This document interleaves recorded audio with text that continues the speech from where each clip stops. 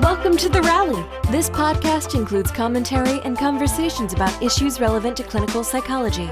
It is intended to educate, entertain, and enlighten, and is not a substitute for actual mental health treatment. Individuals who share personally here choose willingly to tell their stories to benefit you, the listener. All other references to clinical situations are altered or limited to protect confidentiality.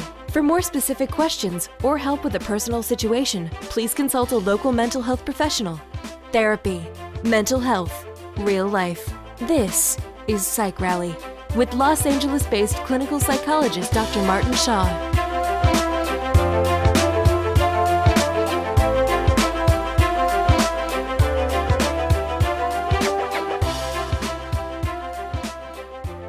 All right, this is episode 7 of Psych Rally. Thank you for tuning in. Our sponsor today is TZK Seminars, providing live webinars and home study videos for psychologists, social workers, and licensed counselors.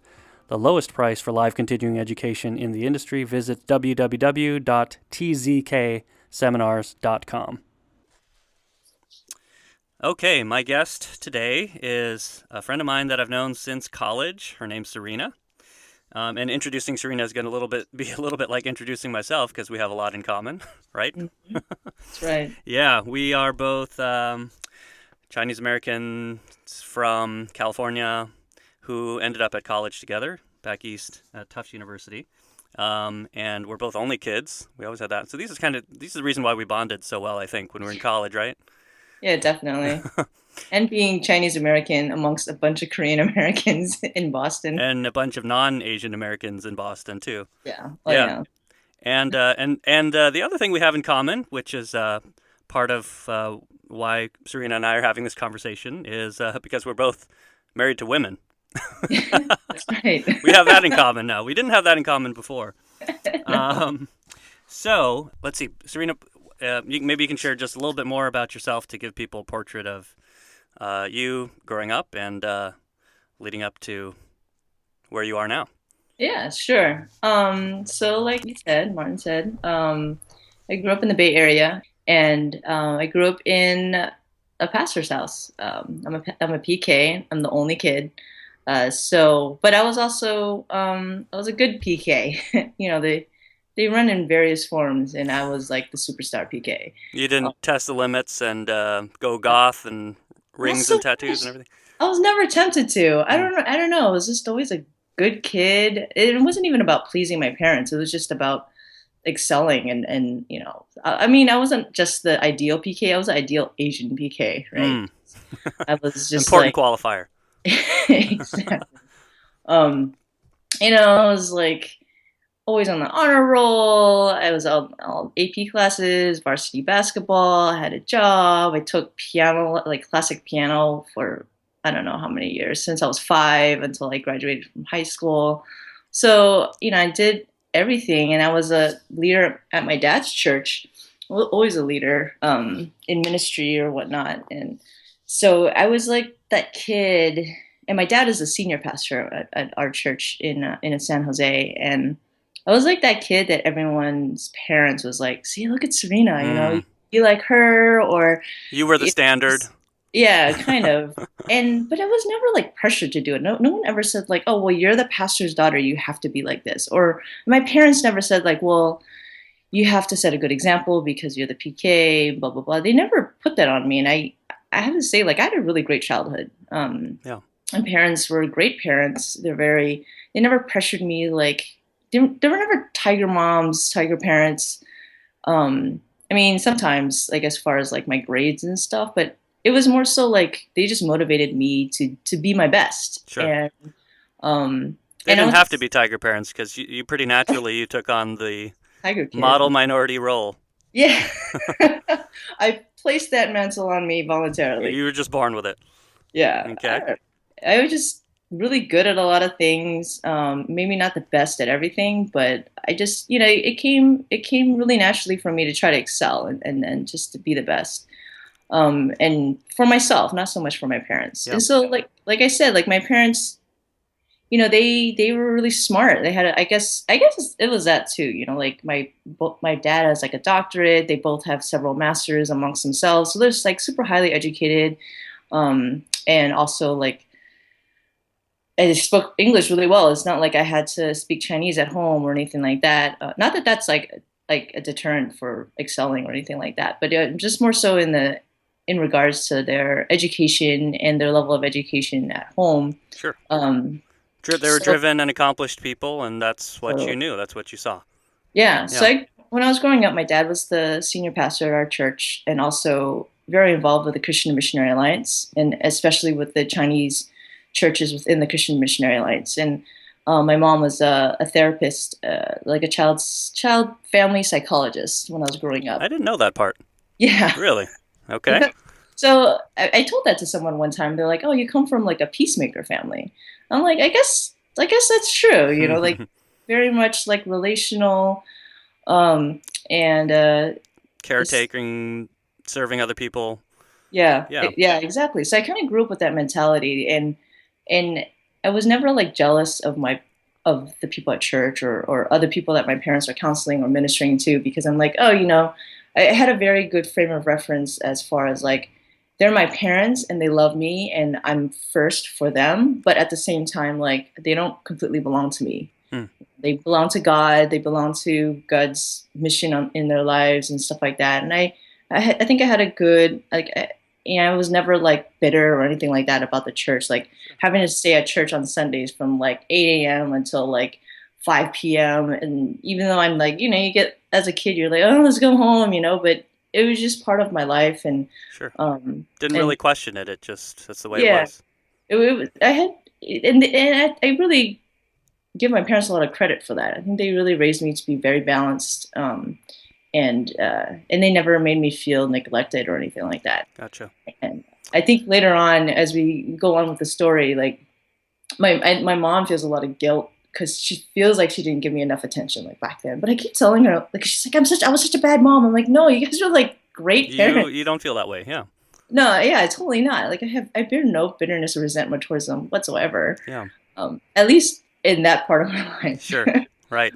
Yeah. So you're growing up. You've, as I said, pretty much have everything you need. It's good foundation, good background. Yep. You're a high achieving student. Mm-hmm. You're model minority, capital M, capital M. Yeah. And then I got into Tufts University. Oh my gosh, that place? What? Yeah. That's right. Exactly. Actually, that was the most common response to. So where are you going to college? What? Where's that? I'm familiar with that response, yes. Yeah.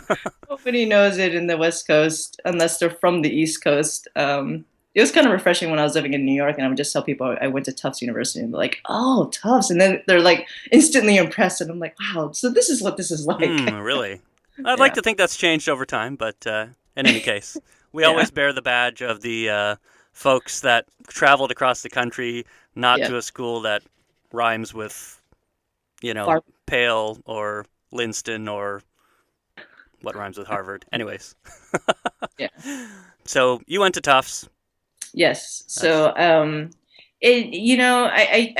carried that moniker for a while, the whole model minority and high achieving. I guess if you remember me in college, I was involved with a lot of things. I did a lot of things. Yes. You were active. I had like, to keep track of my schedule, I had like those Palm Pilots. Remember those? Like Palm Pilots. Oh my gosh. Any millennials listening to this will be like, never heard of that. What the hell is a Palm that like, Pilot? It's like a day runner, right? Remember those? Day runners. Oh my gosh. I used to have those in high school because I was involved with so many things. Jeez. Trapper keepers. Let's go old school. Let's just keep going all the way back. Let's keep going back. Yeah. So yeah, I carried that still, and I kept really busy. And part of it was like, I really recognized like I only had 4 years at Tufts, and I want to make the best out of it. So I want to do everything, and I kind of did do everything. Not just within the Asian Christian community, which I was really involved with, and that's how we met, but also just on campus, like my freshman year, like, well, especially with Asian American politics and issues, and which at Tufts is like, it's it's tough with Asian Americans and trying to get them to be involved and like concerned about issues and stuff like that. It's like pulling teeth and Well, it's not a big school to begin with. right. And then there's an Asian population, but a large percentage were international students Exactly. and just, come from a different place. And Yeah. so the pool to draw from in terms of Asian American issues is just smaller. No, totally. Yeah. And which was a big contrast when I went to when I went to grad school at UCLA. Right. It blew my mind of how involved and I guess what's the word? I mean, there's Asian Americans are just so motivated to more politicized, and it's like Well, there's just more of them too. More of us, I should exactly. say. Well, it's just more normalized, right? Right. Being Asian American as opposed to being Asian, being like from Asian. Right. Yeah. So that's right. So after you graduated from Tufts, you're at UCLA. Was it? And you were getting an advanced degree. yeah, I was getting a master's in public policy. Right. And so I think I calmed down a little bit after that. I was like, I need a break. It was like full throttle from like junior high till like college. Kind of burned yourself out. Yeah. And I took a break. I was involved with church stuff. I think that's something that I stayed really close to, but I didn't, not so much, into politics as much. I like how you're saying that being in a master's program was taking a break. It was. Oh my gosh. It was so much easier than college. I have to tell you, because you have people coming in from who haven't been in school for a while, so they kind of take it easy a little bit for those folks to get more acclimated back to studying and stuff like that. But when you come straight from college or from undergrad, you're just already like you went straight through. That's your pace. Yeah, and then you just kind of like slow down. And like I had classes like 2-3 days a week. I would go to the beach all the time. It was awesome. Couldn't do that in Medford, Massachusetts. Oh no. Right. Oh God. Yeah. Interesting memories. Great place for what it was, just not a beach town and different environment. Anyways. Yeah. So, but going back to like when I was sharing about my story, like I was that perfect kid all throughout that time, and then, actually after UCLA, I went to ministry school in Pasadena. It's defunct now. It's not it's not in existence, but it's called the Call School of Ministry. It was actually accredited, so I actually have an associate's degree in practical ministry as well. Okay, which would allow you to do what exactly? I'd be nothing really. Okay. It's just something you get. Yeah. I guess added to the resume. How un-Chinese to get an unpractical degree. Yeah, I know, right? Why would you spend your time in school if you don't get a degree? That's where you broke with the model minority piece there. Exactly. Although it was ministry, so that could be justified, right? It was ministry, and I think what my parents were really hoping was that that I would partner with them in ministry, and not just that. And my dad told me this like years later. He was like, his dream is for me to marry a guy, and for that guy to take over the church for him. Which in my mind, I was like, why can't I just take over the church? Interesting. Okay. Yeah, it's like, that I'm like a sufficient leader. Like, why? Right. Anyway, so find the guy, marry him, and then I'll hand the reins over to him. Yeah, exactly. Through you. These are the slight microaggressions from my parents. They don't even realize. Yeah. So then I went to ministry schools for a year, and then after that I did full-time ministry at my dad's church. That's like an intern, like a ministerial intern, I guess. And I did a lot of like leading worship. I worked with young adults and youth, and mainly youth. It was like a youth intern. I mean, it was fun, but it wasn't something that I felt like was sustainable for me. So at this point, like after all of that, all the education, and then just being in ministry, or just not even like as a profession, but just being in ministry all those years. So it's like since I was basically 11 years old, 12 years old, I was serving in some kind of capacity, right? Some kind of leadership role. And I was getting a little bit sick of just the rhetoric that I was hearing, especially after going to the call school, which was like, not that the call school was terrible, but it was like going to a conference every week. Like, it's just, and it's very charismatic. So it's Charismatic, like, yeah, that was my sense. yeah, it Hmm. was like a lot of, you know, I don't even, gosh, it's been so long since I've talked like this, but like, like praying over people, and apostolic this, apostolic that, and Tongues kinds of things. tongues, yeah, Hmm. prophecy, a lot of prophecy, Loud prayers. very loud prayers, Loud and and long prayers. yeah, and well, Lou Engle and Cheyenne were my pastors, and Pastor Lou Engle is the one that he rocks back and forth and prays really loud, and I don't know if you know who he is. I He'll don't know look, him, but I've seen, familiar with that type of prayer. yeah, Hmm. I'm pretty sure he's the one that started that. Okay. Anyway, Hope he's getting proceeds for all the people praying that way. yeah, right. So, so yeah, I started to get a little bit frustrated because at this point, I had been pretty on the straight and narrow. Like I was a Sure. good kid. I was a good person. I was a good Christian, I should say.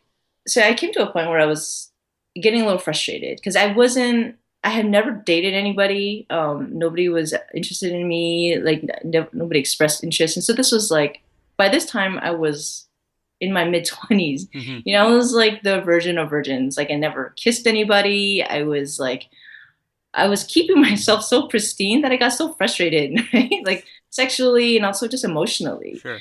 Because I knew I was like, I'm not meant for a life of celibacy, Hmm. right? And people would just constantly say like, oh, well, just follow God and obey God. He'll give you the desires of your heart, right? Like, Mm-hmm. well, the desire of my heart, and he should know this because he's God, right? is is to share my life with somebody. Sure. And I was just like getting, I Feel was like I'm just, not doing that. yeah, I was Yeah. like, I'm doing everything right. And, Hmm. and everyone just saying, oh, just wait, it's God's timing. When it's God's will, like you'll meet the perfect man and blah, blah, blah, blah, blah. And just keep yourself like pure until then. And I'm like, this is starting to be a little like, this is bullshit. Like Wow. I just was getting a little frustrated with just hearing the same thing over and over. I'm like, give me something practical, give me something tangible. None of these like overarching, like, oh, just have faith, like Sure. wait on the wait on the feet of God, and like be intimate with God. And ironically, it's Catch like, platitudes can be well intended, but really dismissive at times oh no, and not completely. helpful. Yeah. Yeah, that's a perfect way of saying it. Hmm. And so and then there was a time like after I was in full time ministry, I worked in at my dad's church for a year, and then I said, you know what, like this is not what I want to do. I could see myself getting really stale here, and like I'm not learning anything new. I Yeah. felt like I could see like down the road if I stayed there 10 years from now, I'd be doing the same Wouldn't be thing. good for you. No, Yeah. and it's like I felt like I was meant for more than just that. And then I'm like, well, I have all these degrees that I got. I should try and use them, That right? you had. Yes. Yeah. So then I quit, and then I was almost unemployed for a year, and I was looking for work in policy, something in the Bay Area, because I was living back at home at the time, and I wasn't finding anything until I was like, well, maybe I should move back out east, which I never thought I would ever say, because even though like Tufts was great and I met a lot of great friends, I really didn't. No offense to people in Boston, but did not enjoy Boston, I and I remember I remember hearing you talk about it a lot. yeah, Yes. Right. yeah. It was a little bit of a fish out of water feeling. Oh my gosh, I Yeah. had Or a to lot. go through major healing. I feel Hmm. like after 4 years of Tufts, but then I was like, well, what about New York?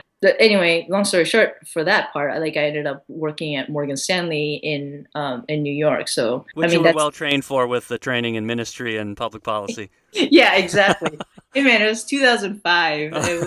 Things were good, and they just needed smart people that they liked to Right. work there. And actually, my master's degree helped me because it gave me a little bit more. It gave me some validity. Like, okay, Sure. well, she's not You have a stupid. master's, yeah. Yeah, and so that helps. It got me in the door, and then my magnetic personality just did the rest. But I found myself in New York, and I was at the critical point in my life where I was like, not so much that I was rejecting God. I think I was a little angry, and it might not have been at God. Now that I look back at it, it's more so I was angry at the church for just I just felt like, stop disillusioning me, like stop giving me these like visions of grandeur, and like it's not really what's gonna happen, or you're not giving me an attainable way to achieve these things. I've never So told you this, but I think it was in those years. I mean, we weren't really in touch, but we were sort of linked through social media, and I remember seeing some of your posts and thinking I could tell she's going through something. yeah. I don't know what. Oh my gosh, yeah. Yeah, it's like, well, I'm not used to seeing her wearing those kinds of clothes, and Wearing makeup or yeah, drinking so I much. was like, I hope she's okay. I remember Yeah. feeling kind of concerned but intrigued, but we weren't Yeah. in touch enough for me to really Well, have a dialogue with you about it. But I wouldn't have minded if you reached no, out. I'm totally open. But the thing we is, got like, around to it later. yeah, we did. I think I was going through stuff where people normally go through it like in college or in high school even. But I just never allowed myself that freedom to explore until I was like 26 years old. So it was Better late than never. Yeah, right? Better late than like my 40s. Well, now, I should say. But yeah, so it was kind of weird because it was like I was almost like a teenager in a sense, but I was a full-fledged adult, and I had the means, like I could afford to go out on my own. I didn't have to like buy cheap ass beer or whatever, or I had a license. Like I was 21, You could so live, yeah, and enjoy life. so I gave myself that space, that freedom, and I felt also like it was kind of happening before I moved to New York, but it was like living in the Bay Area was like, I was literally living at home. And With I'm like, mom and dad, yeah. felt maybe it's like more of the same. Yeah, I needed space. Yeah. And it's not just so much space for my parents. It's like maybe my parents' reach, because it's like anywhere I went in the Bay Area, like someone would know my parents. Like I kind They're of well connected. right. I kind of compare my parents, my family to like the Clintons. Like they're very much like that in the sense that they're as like Bill and Hillary, they're like complete partners. Like I see Hillary campaigning, and I'm like, that could be my mom. Like just straight up my mom. And I mean, it's not like my dad's like Bill in the sense of like the infidelity, all that crap. But as far as like being like leaders, and highly recognizable, and then people. yeah, and then Chelsea, their only child. Like I felt like Chelsea Clinton. It's like I couldn't really go out and what if I ran into somebody from church and stuff like that? And I just didn't have the space to explore and To be yourself, or be who you were becoming.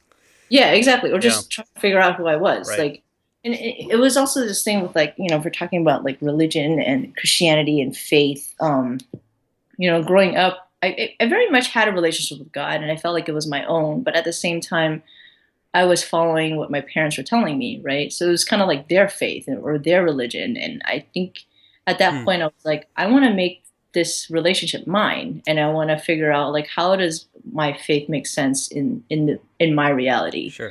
And so I was giving myself time and space to explore that, and I went to New York, and I needed to get to the other side of the country. Where better to explore than being in New York City too? Man, New York City's the best. I loved it there, loved it and hated it, but it's definitely my second home. And yeah, I needed it. I needed that. And so I think part of my exploration as far as my sexuality went is like, it gave me some space to explore that. Sure. Which frightened the crap out of me because, so like growing up, I was always attracted to girls. Like in high school, I had one boyfriend, and we're still actually pretty good friends. But it was like 8th grade. But then after him, like all my crushes were on girls. But it's a very I guess a regular thing. Like people like who aren't completely out yet, they recognize that they have these crushes on people, but they kind of play it off as like, oh, I really admire that person, or she's so cool. Rationalize it. It's not actually an attraction. Something else. But if I want to be honest with myself, I totally fantasize about them. Sure. Like you're also like a high schooler, you're hormonal, and your mind drifts and stuff like that. So it's like totally had fantasies of like with these girls, but it was like, well, I can't have these feelings, and so I would pray them away. Right. And pray away the gay, as they say. Oh, definitely. Yeah. And my parents, they part of their ministry, they do a lot of healing and deliverance ministries. I mean, they model themselves after Leanne Payne, which it's Payne, but she, I think, her end results caused a lot of PAIN, especially for the queer Sure. Christian community. Trying to reform people who are gay and lesbian or what have you, and I make think them she's, straight. for the most part, the forerunner of like ex-gay ministries. Yeah. So they use a lot of her teachings and stuff like that. And so my parents like really latched onto it. Not so much for the pray away the gay part, but more so just in general. And I think there's some elements to it that are healthy, that are good. You have to address like certain hurts and maybe repressed memories, things like that. Sure, but, which you could do whether you're gay or straight or one way or the other. Yeah, or right. Christian or not Christian. Or not good, you're right. Yeah. So they just kind of spiritualize it. Right. But these are common things that, people have already been talking about for years. Anyway, so my parents, they do these healing and deliverance conferences, like they'll do like it's like week-long things, and it's pretty intense. And Sure. I've helped them with it. Like I've led worship, or I've been like a small group leader for these conferences and stuff like that. And part of it is you pray up against or you pray for sexual deliverance in a sense, right? Like, not just having homosexual tendencies, but also like, I don't know, any kind of unhealthy, quote unquote unhealthy, I should say, like right. or like Christian definition of sex, which ironically, I feel like Christians have a very poor. It's pretty narrow. Yeah, it's actually really healthy. So anyway, so you're in New York City. You're exploring, and you're sharing about your background. So when I was growing up, I had these feelings towards other girls, but I repressed it, and I prayed. I tried to repent and pray and cast out the demons, all that kind of stuff. It wasn't like messy, and because you've seen stuff on YouTube where people are like exorcising demons and gay demons or whatnot. It wasn't anything like that intense, but it was kind of along those lines of like commanding demons to leave you type of thing, which you were experienced with at some level. And and as you said is at that time it was easy to kind of rationalize or spiritualize or just kind of minimize those attractions. Yeah, or like dismiss them. And you're like, okay, well, this is just a temptation. Sure. Like it'll go away. Not a big I have deal. to pray against it. When it comes, you pray against it, and then you're good. I see. Now I can move on with life. Exactly. And just referencing what I had said before, it's like I kept myself super busy. Now looking back at it, like maybe part of that was just to try to ignore. Interesting. Yeah. These attractions that I had. A way to avoid. Yeah, exactly. I was just kind of trying to avoid it, trying not to think about it. I was like, oh, well, if people ask like, oh, why don't you have a boyfriend? I'm like, oh, I'm too busy. Like I have so many things I have to do, and I'm involved with all these things. I have a job, and so can't argue with that.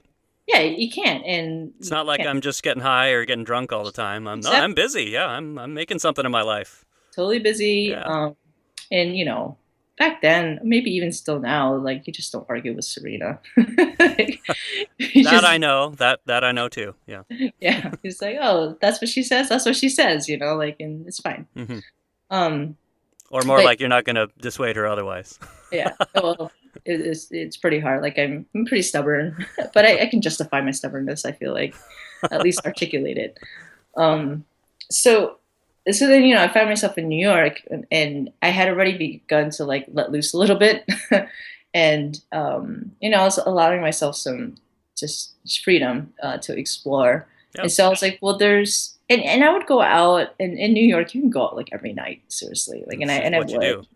It's what you do when you're young. And I was slightly older, but actually in New York, that's considered young. That's right. So I was going out, and I would I would meet guys, and maybe I'd make out with them. I was like drunk or whatever, but I would never take it past a certain way, because I would be like intrigued by them. But then when I don't know, would make out with them or whatnot, like I'm like, like I wasn't. Oh yeah, it never spurred me on to like I should take him home or I should go home with him. I was like not interested at all, and I'm like, well, let's think about this, And I was just like exploring that, and then also exploring like, well, I always felt attracted to women, and I never let myself think about it just more than just like a fleeting thought, right? I didn't think deeply about it at all. I didn't try to figure out like, well, what does this mean? What is that really about? Yeah. Yeah. So I did like a little experiment, and mind you, at this point, I didn't have any gay friends. I didn't know anybody gay, so that was a big, that was a big, huge hurdle to not have any kind of access to community. You're isolated, dealing with this kind of struggle. Totally isolated. But thank God for the internet. Like, I don't know how people did this in the past. Like, we grew up somehow without it, but now it's you found community, huh? Yeah, well, eventually. So like what I did like a social experiment for myself, and I was like, well, let me put my dating profile up on a Christian dating site, and then another one up on a lesbian dating site, and then I won't reach out to anybody. I'm not going to look. I'm going to just see who tries to initiate with me, and I'll just kind of go from there and see how it.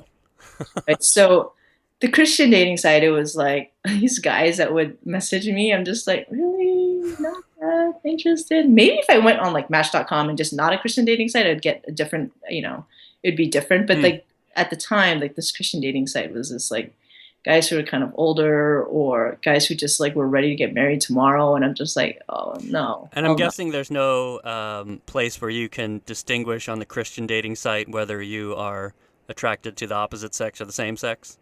No. I mean, you can't be. Are you on the Christian dating site and women are approaching you? No. No, I see. Or maybe nowadays. Maybe now, that's right. But a lot's changed. Not back then. Right. Yeah, and then the lesbian dating site, I was intrigued. These women, they actually took time to read my profile for one thing, and commented on it, and I found them attractive, and so actually that's how I met my first girlfriend, was through that. And so during that time, I was like completely closeted, and I didn't know anybody gay. I was just kind of, there was this, I guess, there was MySpace at the time, and so I did meet this other girl through MySpace. Remember that? I do. Yes. Pre-Facebook. Yeah. Pre-Twitter. Pre-Facebook for sure. So yeah, I was starting to get to know, like, as far as like, there's a lot of lesbians in New York. There's just a lot of women in New York, and I didn't know this at the time, but thank God I went to New York to come out. Can you imagine if I came out like in, I don't know, Oklahoma or something? Like, it just, whatever would have led you there. Yeah.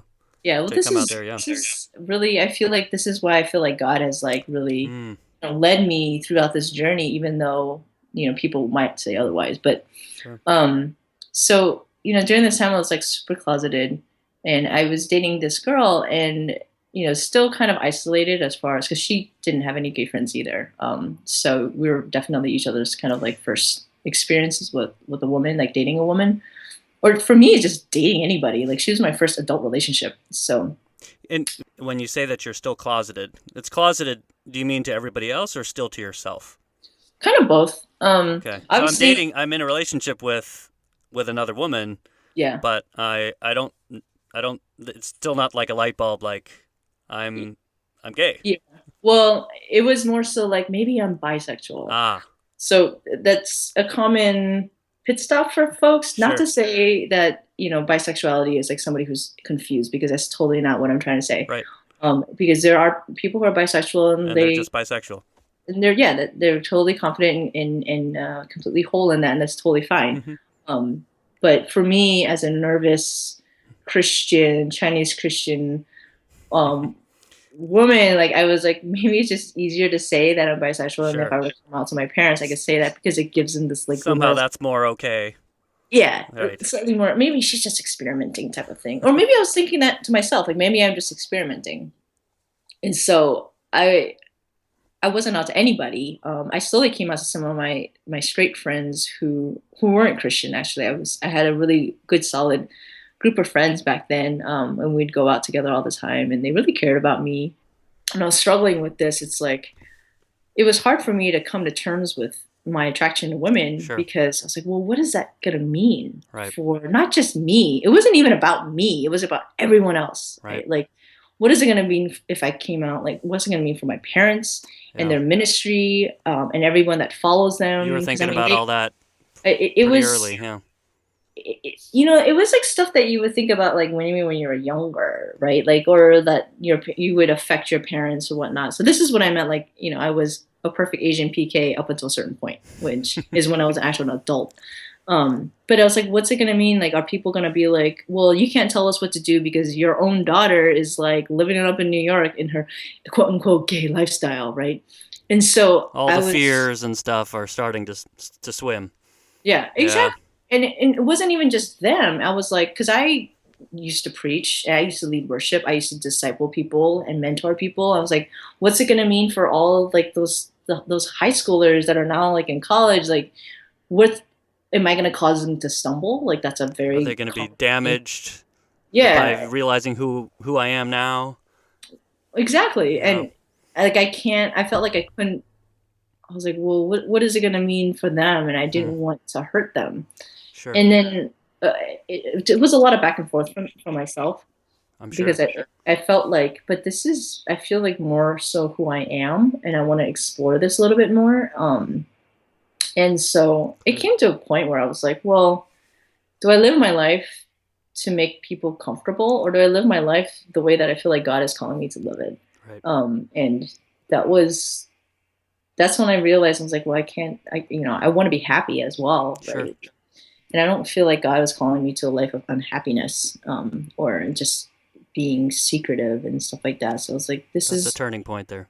Yeah, it was a total turning point. And kind of having to shed off these mantles I put on myself, the responsibilities that I put on myself as like a leader in the church, and in ministry and things like that. So at this point, you haven't come out to anybody yet. Yeah. You're really wrestling with it for yourself and getting to a point of more acceptance for yourself. Yeah. Yeah. So at this point, I was slowly coming out to my non-Christian friends, all on the East Coast. Yeah. So, I mean, I'm still really good friends with my friends back in California and stuff like that, but we don't talk that often. Sure. We just not consistently. So I had the time. It was kind of nice. It was like an incubator, right? Like I didn't have to like really even interact like with my parents that often, or my friends from home. When these friends in New York, they haven't known you as long, and they just know you as Serena, not as Serena super church pastor's kid girl. Exactly. Right. Exactly. So I had that freedom to really explore. A little bit less threatening. Yeah. So I slowly came out to other people. Still very closeted at work. Actually, the whole 9 years I was living in New York, I was never out at work, and that's a whole nother issue. Sure. But how did these friends respond? Well, my non-Christian friends were awesome. Not an issue at all. Not an issue. I mean, they might have been surprised because they're just like, oh, okay, but they didn't treat me any differently. Yeah. They're like, okay, that's something that you're going through. Like, and they're supportive of me, and they also knew my background as far as like my parents and stuff like that, and just being Christian. Like one of my friends from that group I was talking about, like we've known each other since college. Like we went to China together. Mm-hmm. She went to Yale, and so she knew how it was before, because I was still very hardcore Christian back then. So but she wasn't Christian, so she didn't have that baggage, right? Like, oh, maybe you shouldn't do this. And I would say even when I was slowly coming out to all my friends, and that are raised in the church and stuff like that, are very conservative, they have all been very supportive of me, even if they themselves haven't been able to reconcile it, or just haven't thought about reconciling it, and wasn't sure exactly what does the Bible actually say about homosexuality and stuff like that. But they really loved me and came behind you as a person.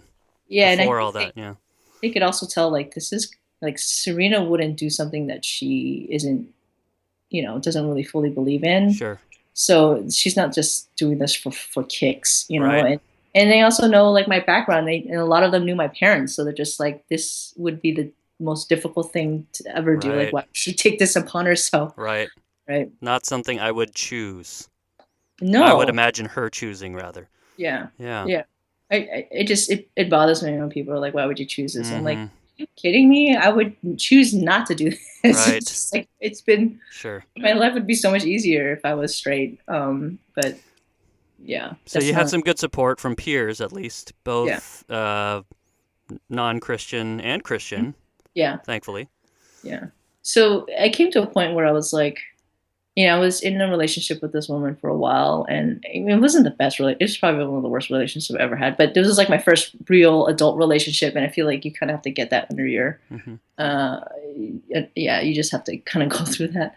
But I found a certain amount of joy in it as well, even though it was a hard relationship, and I was really close with my parents. I was the only kid, right? So all throughout like high school and college, and we were always close. And especially when I would do ministry with them, I would travel with them and stuff like that. So we had a really, really great relationship. But I just felt like every time I talked to them at that point, like I was just lying to them because I was just abstaining from telling them every part of my life. There's this tension starting to build up in you. Yeah. You don't feel good about lying to your parents. And you're like happy, to a certain extent. So you want to share that with your closest people. Of course. And I just wasn't telling my parents, even though I knew it would be tough. And so like I requested a family time with them. So it was like, I asked them like, can we meet up and have some time together, right?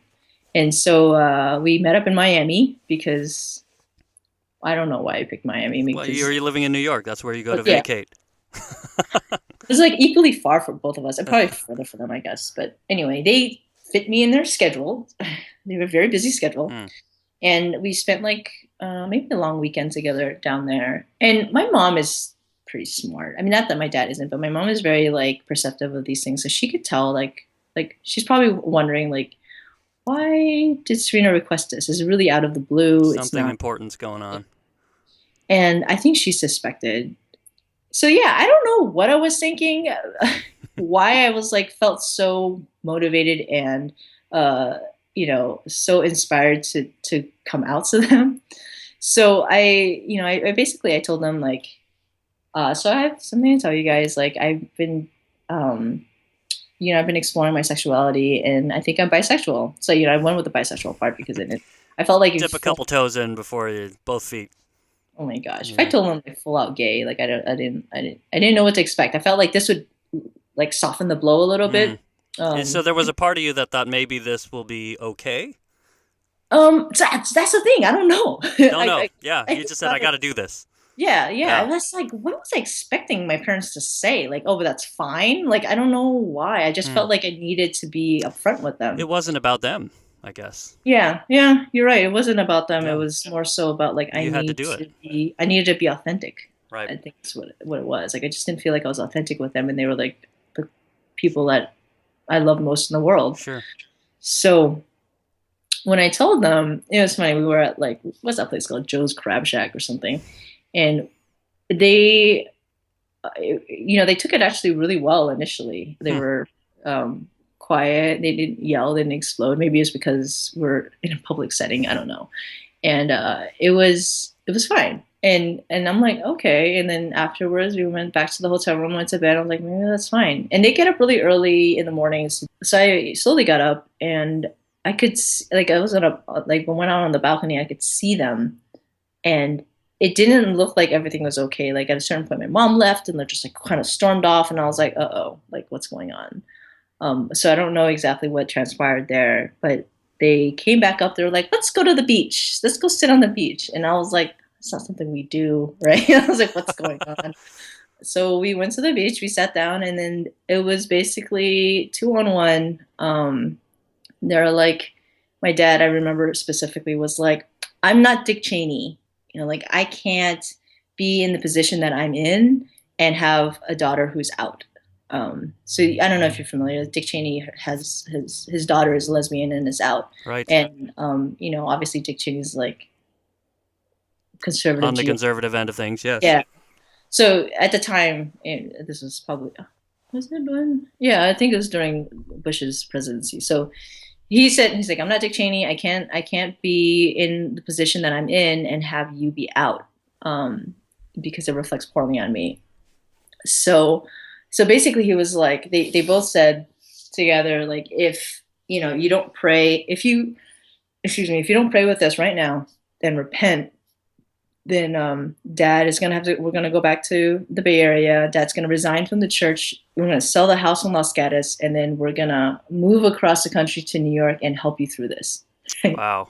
So if you can imagine, I pretty much shat in my pants. Like, I was like, what? Yeah. I don't know what I was expecting, but I was not expecting that. Not expecting that. That And was from the what it seemed like initially, it didn't seem like it was going to be that heavy. right. Yeah. Yeah. It was like, I mean, I don't know, maybe it just took some time for the bomb to explode or something, or they just needed, Gosh. they were like, okay, well, this is what Serena's saying. Like, now we need to like talk amongst ourselves type of thing. Which is probably what happened. They're just kind of processing it, and then they processed it together, and then they came up with this brilliant plan to help me not be gay anymore. That's a lot of pressure. So, and you know, I don't want to make it sound like, you know, they're just trying to intimidate me, but it was, I really sensed too, it was out of desperation, right? So a lot of times when I tell people my story who aren't from like my parents' church or like from our stream of Christianity, like they're just like, how can they say that to you? That's terrible, blah, blah, blah. But I'm like, you have to understand, like, my parents exist in a completely different paradigm. You know, their reality is very different from like yours or mine. They see things, they spiritualize pretty much everything. So they see things as like demonic or from God, right? So when everything is not in line with God, anything that's not in line with God is just demonic. So, And you were very familiar with that. oh no, totally. Raised with that, and you embodied that yourself. Exactly. Yeah. And I taught it. So it's like, I understood their rationale and the reasoning and stuff like that. And I know how they think. So, so when they said that to me, I was just like, oh my God, like I couldn't believe that they were saying that. And I felt like, I mean, it could have been just a bluff, but at that time I was just like, oh my God, you can't do that. Like, you can't just quit. And I'm like, what are you going to do for like your living? Make like, a living, I mean, they were older, but they weren't like ready to retire yet. So I was like, okay. You know, like, don't do anything rash. I'll pray with you. And, you know, we prayed through the whole, like, repent, and then like told demons to go away, all that stuff. And I think after that experience, I was actually kind of pissed because I felt like they really cornered me and bullied me into praying an insincere prayer, which I've never pretty understandable. You know, and like, and throughout this whole time of coming out, like, you know, I actually had a friend ask me like, oh, you know, now that you've come out, like, does that affect your relationship with God at all? And kind of implying like, are you not close to God anymore? You must be angry at God too. Yeah, That's or the something idea. like that. And I was like, no, like, if anything, it's brought me closer to God because it's changed not changed my relationship, but kind of it's brought it to a different level. You know, it's not so much that I'm just praying to God type of thing. Like, I feel more like I'm walking with God. And so yeah, so I think when I felt kind of pressured to pray, because I mean, they were just straight up threatening me, right? Not so much with my life or anything like that, but just with their lives. And so I felt really intimidated, and I prayed with them, and I prayed an insincere prayer. But after that experience with them, I was like, I'm never letting anybody bully me into you know, praying an insincere prayer ever again, because my relationship with God is mine and mine alone. You know, my faith is mine, and it's not their right to interfere in that. So anyway, and then my mom also figured out, I didn't mention my girlfriend at the time, and my mom, of course, she's smart and she was a therapist, so she figured that out real quick. She's like, are you dating somebody? Asking me all these personal questions about, like, I mean, like, she's asking me if I like orgasm with her. Like, she gets into the nitty. Not shying away. Oh no. She never was. When I was a kid, that's where you get it too, huh? Yes, definitely. You know, I had to tone it down. I learned a lot from my mom. I mean, I hate this term, but she's a total ball buster. You know, like she get in someone's face and be pretty direct. Yeah. She's very intimidating to a lot of people, but she gets crap done. You know, like when I was a kid, like 5, 6 years old, my mom, obviously child family psychologist, right? She's very comfortable talking to children, and she would teach me about sex. And she would be talking using sexual terms, penis, vagina, blah, blah, blah. And we're like out in public talking. She's like, take it easy. Well, and I knew even then, I'm like, maybe we should just keep this in the car. Like, let's Like, why are we talking about this when everybody can hear you telling me about this? Well, there's a tradition of poor discretion among Chinese people sometimes with Sure. volume control in public. Uh, Yeah. So then I anyway, came up to them, right? And yes. then they basically, I just say like they shoved me back into the closet. Hmm. So I didn't feel comfortable being out like on Facebook until I was completely out to them. Because I Gotcha. didn't want people to be like, oh, you know what your daughter's doing? Like Sure. I see this on Facebook, you know, like she's going to like Prop 8 rallies, or like she's going to Pride, you know, like she's got rainbows all over the place. She's making out with her You girlfriend want to on hear it from the right source yeah. rather than through someone Oh, else. yeah, I wanted them to hear it from me Yeah. because I felt like it'd be so hurtful for them to hear it from other people. Sure.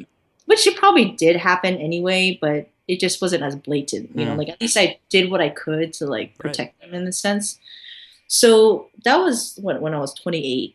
So at that point, I was kind of in a critical point, right? It was my first girlfriend. I was kind of like, am I bisexual? And then I was like, and after my first girlfriend, after we broke up, I actually dated a guy for like a couple of months. It was terrible. Trying to go back the other way? Well, I just wanted to see because I didn't have like, because a lot of people are like, well, how do you know you're gay? You know, like I fucking hate that. But they're like, how do you know you're gay? And you know, you've never really been with a guy. You never had like an adult relationship with him. And at that point, I never slept with the guy. So I was like, well, maybe, you know, like it's not like I find men like completely disgusting. Like, and I obviously like have a lot of great guy friends. Like they exist out there. So Give and it a then this shot. guy, See what happens. yeah, see what happens. And this guy was just really persistent with me. So I was like, all right, you know, like I broke up with her. Like let's see where this goes. And the whole time I was with him, I was like, oh, I miss being with women. You know, like, I mean, this is fine. Not the and same. all. Yeah, but it's just like, it's not as exciting for me. And I mean, it could have been just him. Like, I totally acknowledge that. But I also acknowledge the fact that, like, when I was with him, like, it's not that I thought about other men. I thought about women. Like, Sure. I just wanted to be with women. It probably wasn't just him then. No, it wasn't all him. So it wasn't Fair his enough. fault, All right. like, lesbian. So after that, I mean, we only dated for like a couple months, and then I just started dating, just exclusively dated women, and then slowly built up my my network and my community, my LGBT community, Yeah. and which was really important as far as like my growth and feeling supported, not feeling alienated. Other people get it. I'm not alone. Totally. Yeah. So I was, and at the same time, I knew that I would eventually have to come out to my parents again. Because at this point, a couple years later, I was like, this is solidly who I am, you know. And so I started exploring, like, well, if I come out to my parents again, I know where their line of thinking is coming from, and everything is based on the word, right? The word being scripture and the Bible for someone who doesn't know. Yeah. So everything's based on the Bible. So I started reading different books, like on both sides of the coin. And my mom actually sent me some books, and I think she signed me up for the Exodus newsletter because I started getting that in the mail. And Exodus, for those who don't know, is like is defunct now, but it's was one of the largest ex-gay ministries in the country. And so they were, I mean, they hadn't completely forgotten that you had come out the first time. They were sort of trying to persuade you. Yeah, or I mean, they considered my prayer to be authentic, and so they were giving me resources to stay on the straight and narrow, right? Gotcha. Literally the straight and narrow. They wanted to make sure that I had support in that way. No pun intended. Yeah, but so I started reading different books, and it really opened up my eyes to a lot of things because I never really looked into the Bible about it initially because it was a little frightening because I'm like, what am I going to find? Am I going to find that like God just says straight up like, if you're gay, you go to hell, you know, like, so if you have gay sex, you're going to go to hell, all this kind of stuff. So I started looking into it more, and kind of overcoming my fear of like, well, what if I find out that this is totally wrong and I'm like basing my life off of like a sin? Right. But you know, there's a lot of resources out there for queer Christians. Like it's actually a lot of the verses that are used to condemn homosexuality. I mean, it's just really saying like, if you're promiscuous, or if you have sex outside of, or if you have like temple worship sex or whatever, like that's what is the sin. And it's, I mean, this is a very general, broad thing. I don't want to get really into it, but there are resources to show you about it. But a lot of these sins is like the same for heterosexuals as well. So it's like, well, what does that mean? You know, like does God actually, approve of or bless same-sex relationships? So anyway, I started building a foundation for myself as far as like, well, what am I going to say to my parents? They're going to throw verses at me and all this kinds of stuff. And they've said things like, well, we know we read the Bible more than you do. So we know the word better than you, which means we know God better than you. Our truth is better than yours. Exactly. And they literally have said, so what we think is what God thinks. Ooh. And I was like, I don't think that's... Well, that's taking it to another level.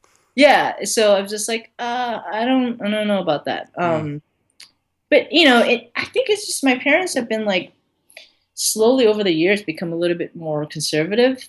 Like my mom's a full-fledged Democrat, so I grew up in a very, like, she was pretty liberal in that regard and very racially cognizant and things like that.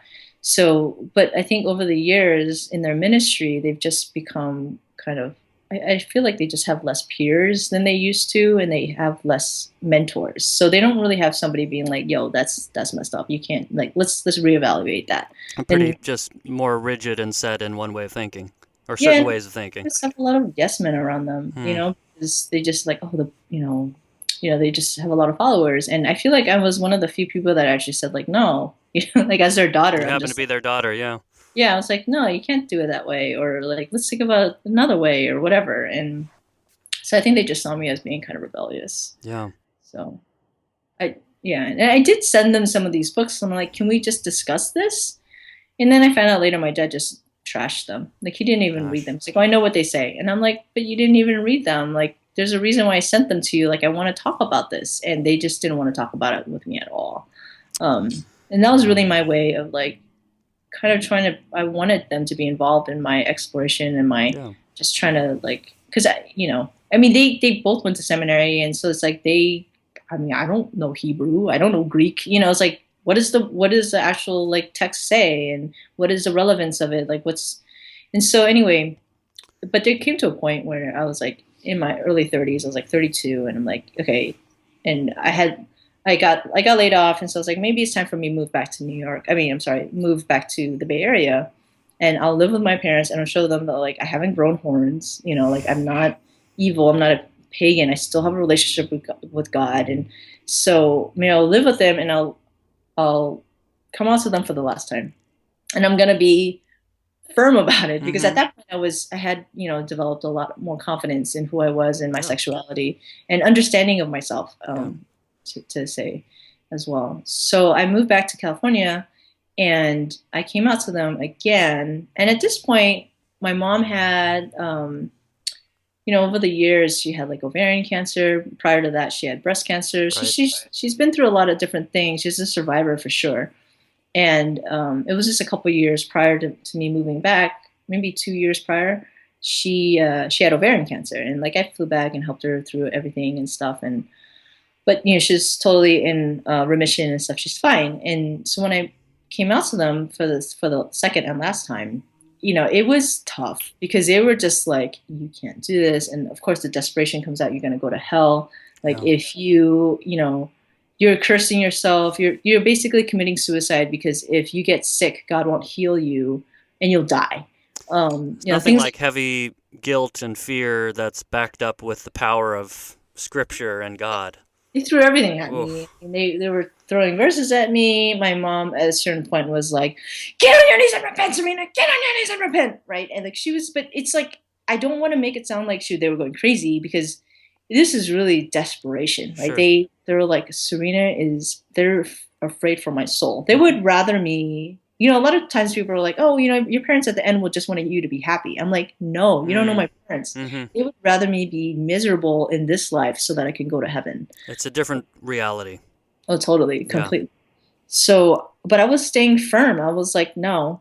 And they're like, well, did you, were you inauthentic when you first prayed with us? I'm like, yeah, because you guys like bullied me into it, and I'm not letting you do that again. Yeah. And then, they said for some reason, they believe that all gay people get cancer. And maybe... Is that scientifically proven? That's just the new AIDS. I don't know. Right. But so my mom basically said she took a bullet for me. So the reason why she got ovarian cancer was because of me. Wow. So, Speaking of spiritualizing things. yeah, right. Yeah. Mm-hmm. I mean, it sounds insane to people outside of the stream, but like, No. I see where she's coming from. I understand why she rationalizes Sure. it in such a way. It's the way you think in certain Christian circles. Yeah. Yeah. I have to say though, I think that's not the worst thing that they've ever said to me. I think the worst thing that they've ever said to me is that I bring shame to them. And I think as an Asian American, Right. that's the worst thing That hits somewhere hard.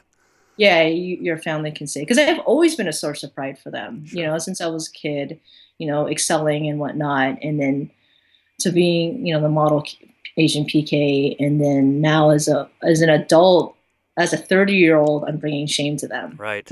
It was... You've never been that. Mm-mm. And now for this is the source of shame. Exactly. Ugh. Who I am authentically is the source of shame for them. Right. So that was probably the hardest thing, and I still kind of struggle with that. How could you not? Yeah. Jeez. Right? Now I'm almost 40, and I'm like still just want to make my parents happy and proud. That's definitely a trope or main theme for a lot of Asian Americans, no matter how old you are. Sure. Well, usually it's about accomplishment, grades, right? Career. Yeah. At least that's what you'd think.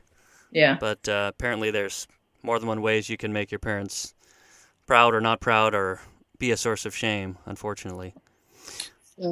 So I held my foot down. So this was a really traumatic experience because like we stayed up talking till like 2 or 3 in the morning, which is like insanely late for them. They go to bed at like 10, and they're like, "You're a terrible daughter. Like, why do you do this to us? Now Dad's gonna have to." Then they went back to the bluff. Right now, Dad's gonna have to retire. No, I'm sorry, resign from the church. Mm-hmm. And what are we gonna do for money now? Then they bring on the Chinese guilt, which is funny because they never did that, or not to that extent, right? They don't do stuff like that. Yeah, they're just like, what are we gonna do for money? How are we gonna make a living? Putting it all on you. Yeah. Well, and at that point, I'm like, well, you guys have been working for a long time. Like, maybe you should just retire. Mm-hmm. They call it. If you need to use me as an excuse to retire, go ahead. Like, I think you need a break. Like, you guys were just running yourself like super tired. That wasn't really the point, though. No, it wasn't the point. Eventually, my dad did resign from his church, and but he told everyone else he's retiring and promoting himself to founding pastor, which to me. But he says to me that he's resigning because of me. And I wanted him to tell people, like, this is why I have to resign. It's because my daughter is gay, because I had a feeling that people were like, so your 30-year-old daughter came out and now you're leaving us? Like, what? Why? Yeah, maybe some other people would get your back. No, I know that they would. And it's not even just about me. I think they just don't care. Like, they're just like, she's an adult. She makes her own decisions. Yeah, she's your daughter, but she's, maybe it's this whole like Chinese mentality that like, because I wasn't married, I was still like part of, like protection type of thing. So it could have been that, but they told everyone else that he's, retiring, which has a very different connotation from resigning. Yeah. So that ends certain conversations or heads off certain conversations. Yeah. Yeah. So subsequently you got married? Yes. And fast forward. Fast forward a little bit. It's a couple years later, you're married? Yes. How long ago is this?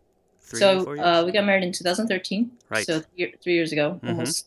Almost next month will be our 3-year anniversary. Right. And mom and dad were.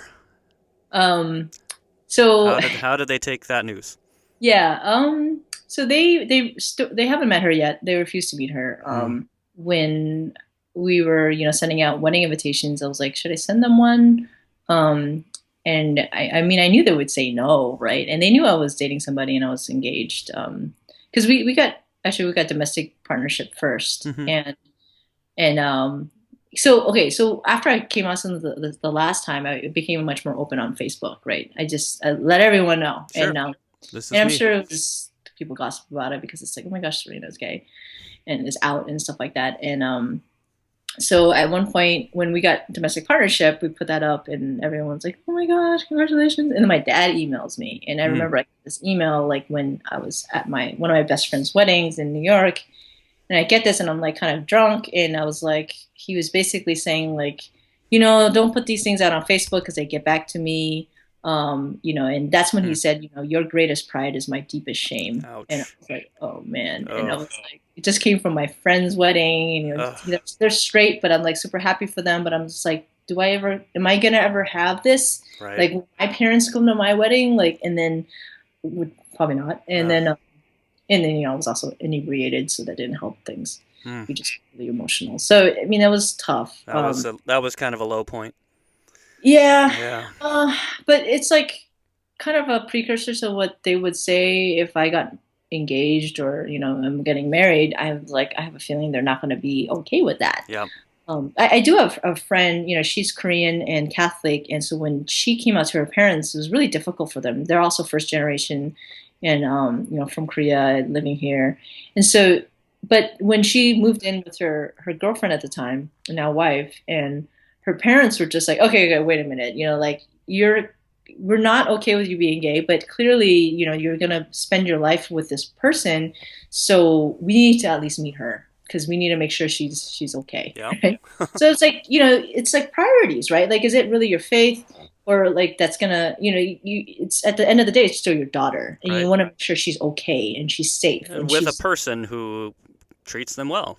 Yeah, exactly. You know, that she's making good decisions about the partner that the partner she's choosing. Regardless of gender. Right. Exactly. And regardless of maybe if I'm okay with her dating a woman or not. Right. So anyway, when I decided just in the end to send my parents an invitation because, I was like, yeah, I don't want them to ever say like, well, you never invited us to your wedding. At least do my part. Put it out there. Doing my due diligence. I was like, I'll send it to them. And my dad responded like by email and he was just like, we won't be going. This is against God's will. We're praying that God will annul your vows that you make to Melissa on this day. And, like it's the happiest day of your life is the saddest day of our married lives. Your high is my low, your pride, our shame. He likes to talk in hyperboles, I think. Yeah. So they were not there. They were not there. Yeah. How was that for you? I guess it wasn't a surprise. It wasn't a surprise, no. Yeah. But on my wedding day, like when we were thanking people for coming or whatnot, I made a mention to my parents because I think it was kind of like I think for other people at least, like the elephant in the room. And it's always in the back of my head, like, gosh, like planning all these things for my wedding. It was such a in the back of my head thinking like, it's so sad because my parents are going to miss out on this. Yeah. I'm not going to have them there to share the day. I can't even imagine. Child. Yeah. So, on the day of, like, I was thanking people for coming. We were thanking everyone. And I said, I want to also thank my parents, even though they wouldn't come to the wedding. Like, if it wasn't for them, I wouldn't be the person that I am today. Absolutely. And I wouldn't have the confidence and the power to stand up for what I believe is right. And, it's like, to their detriment, they raised an independent thinking woman, right? So it's like, oh, good job. So anyway, but I did have one, and then a lot of my family didn't come. There's this quote in this gay planning wedding book or something like that, and it was a gay wedding planning book, and the quote is like, it was in the invitation section. It's like, the hard part about a gay wedding is that there might be people who will come or who won't come because they're they're uncomfortable with a gay wedding. Mm-hmm. And the flip side, the great thing about a gay wedding is that a lot of people won't come because they're not comfortable with what's going on. Yeah, do you want them there? Right. Yeah, exactly. It's an easy way to trim down the list, right? Yeah. I mean, I have to say all my cousins have been super supportive. Mm-hmm. And, whether they're in the Bay Area, in New York, or the East Coast, and in Canada, in Hong Kong, they've all been super supportive. And I think it's because they know how my parents are. One of my cousins, when I came out to him, he was like, man, of all the aunties and uncles to be a gay child of, like, that's the worst. That's got to be the hardest. Oh my gosh. Like, yeah. Probably any other of the families would have been like probably hard in the beginning, but they'll get over it, right? But they're so public and so Yeah. adamant about their views. Exactly. Right. Yeah. And my whole family sees it. I think my mom's side is a little bit more accepting of me. My dad's side, one of his sisters actually did write me back, and it's like, oh, we can't come. This is against God, and blah, blah, blah. We'll be praying for you guys. Yeah.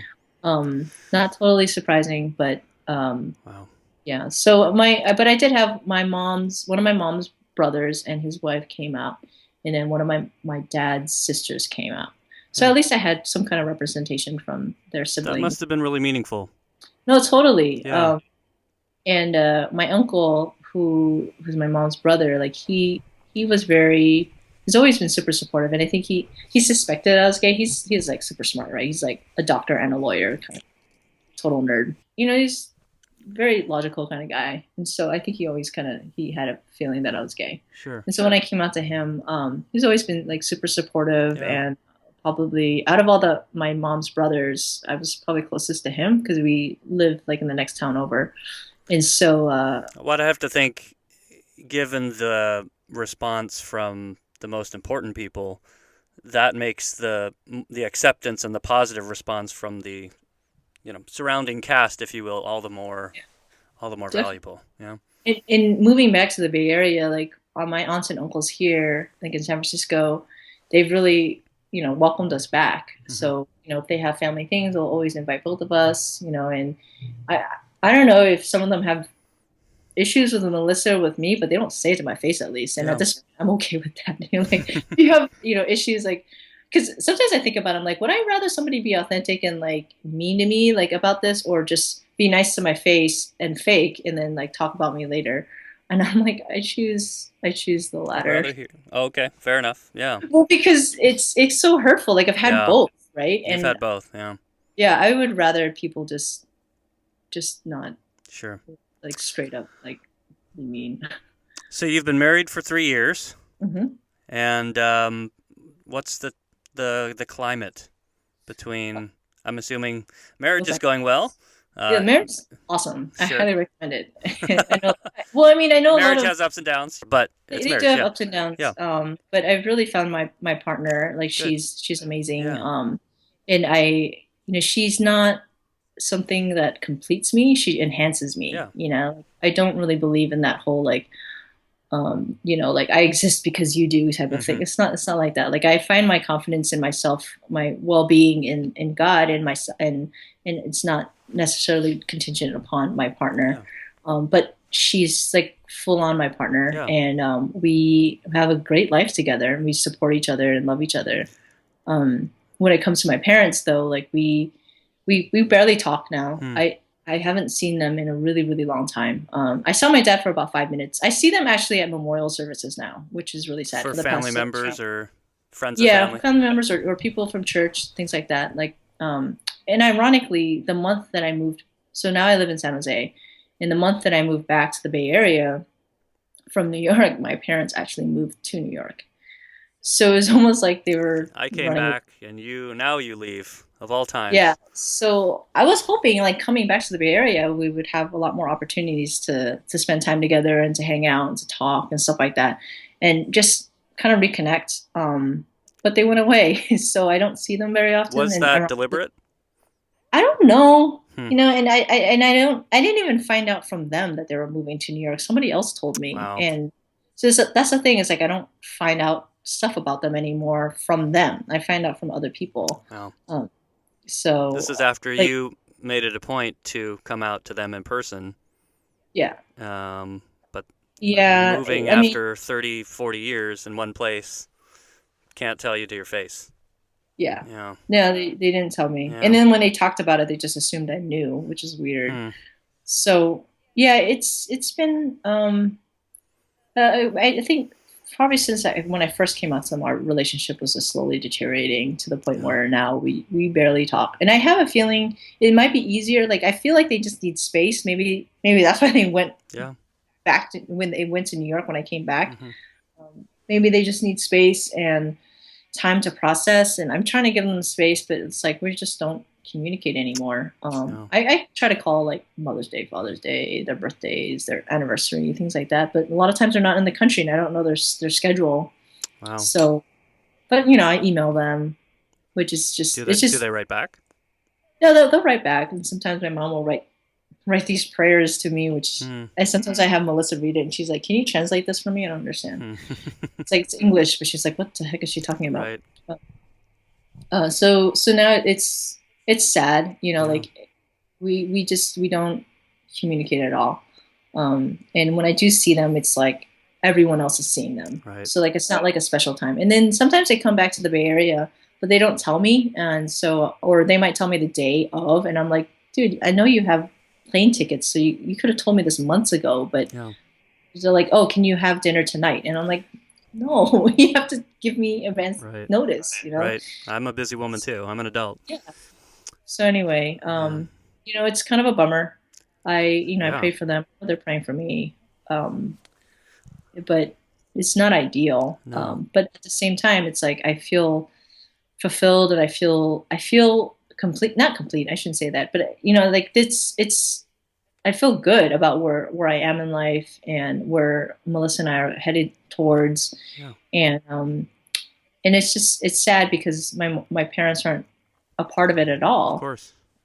Melissa's family, on the other hand, her mom and her brother and all her cousins and aunts and uncles back out east are like super duper very supportive. accepting.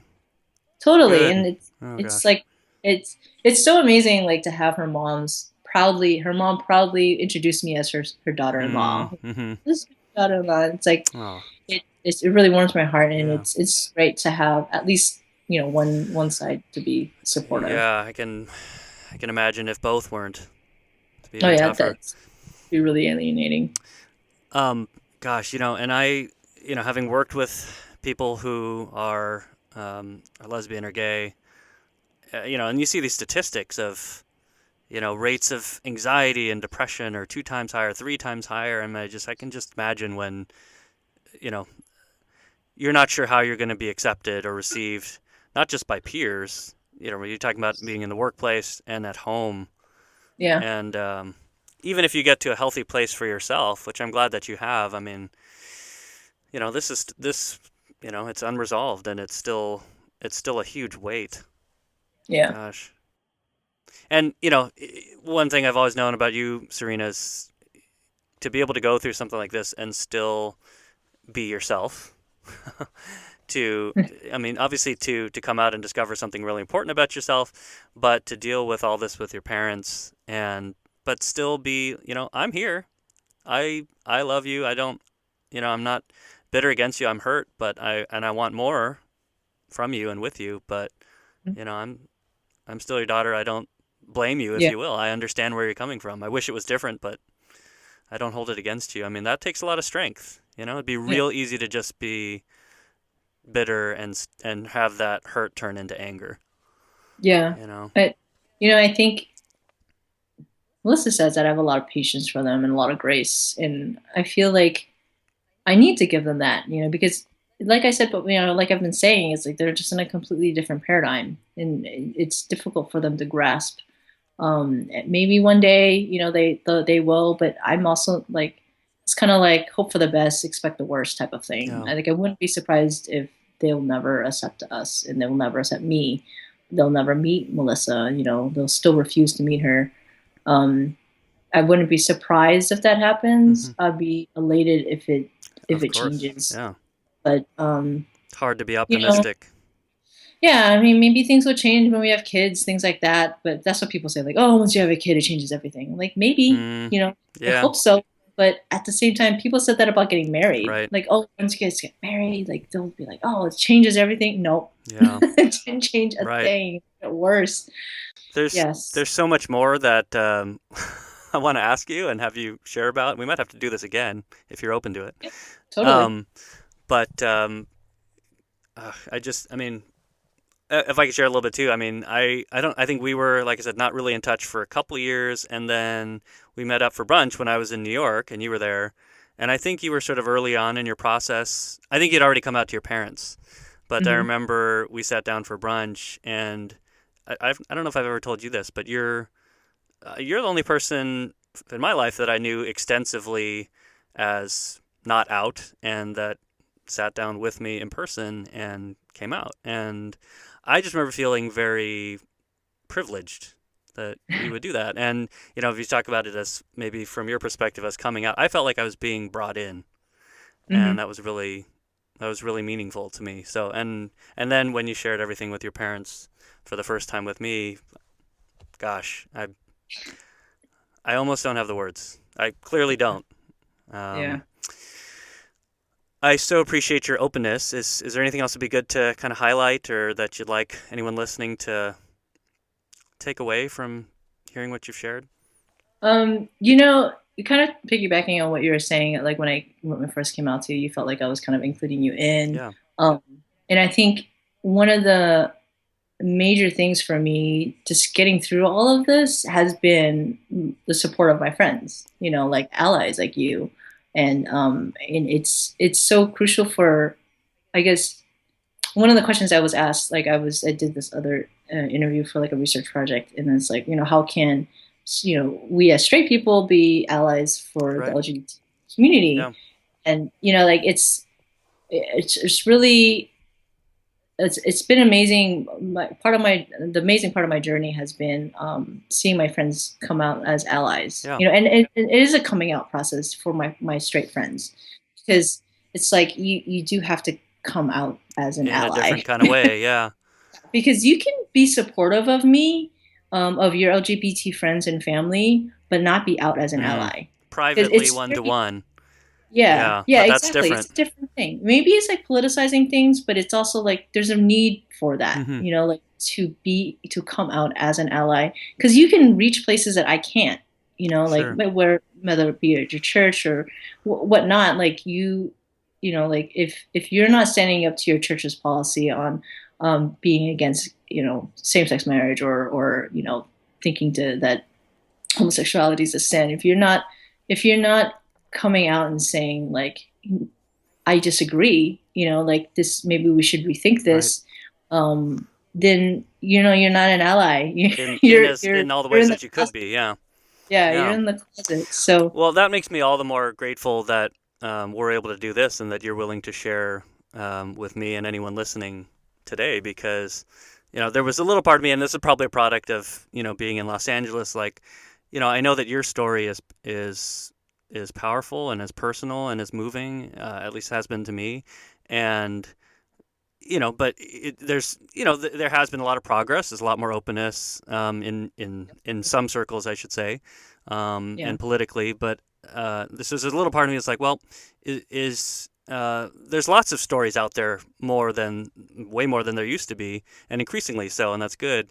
But that it's still valuable to have these stories be available to people, and I'm very grateful that this can be part of what's shared on this podcast. So well, thank you for inviting me. My pleasure. And again, I just for people listening is Serena is someone who I've always thought of as very strong, and you can probably hear that, and someone who's really good at, and one of the ways that she's strong is that she's just very open, both with her views and personally, and to be able to share your story here, I really respect and appreciate it, and I hope benefits somebody else out there as well. Yeah. Thanks, Serena. Wow, Serena. She's I'm happy for her and really sad and hurt for her at the same time. And I think you can hear she's handled coming out and the various receptions she's had with certainly a lot of strength, and yet there's also such a raw vulnerability in how she talks about it. It's very moving to me. And I truly can't say that if the roles were reversed, that I'd be as healthy and big-hearted as she is. So, I have a lot of respect, and I'm glad she was able to share so personally here. I know I'm not alone here, but for the record, I hope we're moving towards being a more embracing, compassionate society. But I know that there are plenty of circles in which we're not there yet.